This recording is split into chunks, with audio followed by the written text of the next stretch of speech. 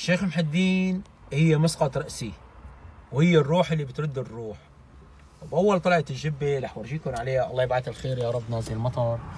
هي جمعية الضياء التنموية اللي هي لها أيادي بيضاء ما بيعرف فيها غير رب العالمين. هو كان سر، بس راح السر الحمد لله مع النظام البائد اللي درب يسد ما يرد. هي جمعية للناس اللي تهجرت هون، حتى اجارات بيوت تدفع لها بس كلياته على السكيتيه. قلت لكم في اسرار كثير يمكن رح احكيه بالفيديو هذا.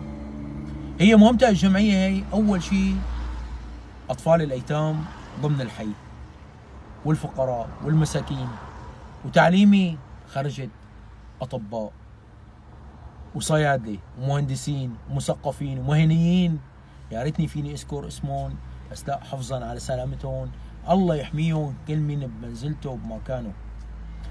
قلت لكم لها ايادي بيضاء وما بيعرف فيها غير الله. والسر اللي رح لكم عليه كمان، اجي على الجمعيه ايام الحصار، وبتعرفوا انتم شو كان بالشام والهوايل اللي تصير نواحي الشام وريف الشام.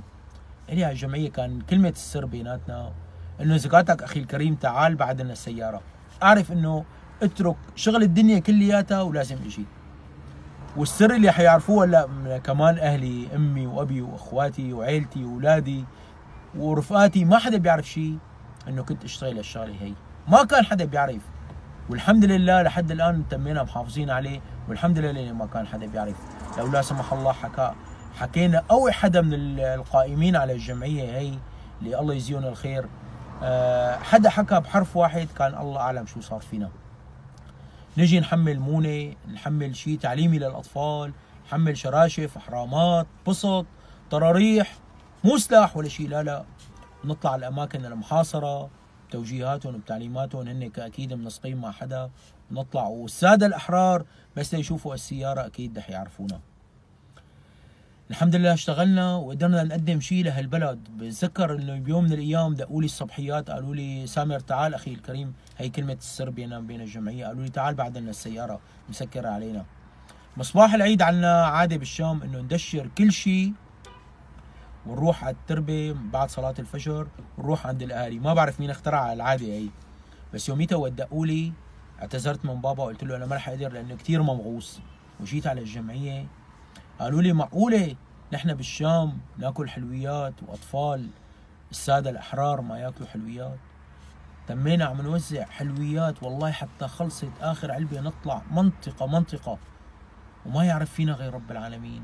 وهلا عم يفتحوا شيء حلو كثير اللي هو لازم احكي عليه هلا، ويا ريت الاماكن كلياتها تشابههم بالموضوع هذا، ما تخلي اولادنا يروحوا هيك بدون شيء تعليمي او ما يتعلموا شيء، يعني يا مصلحه يا دراسه.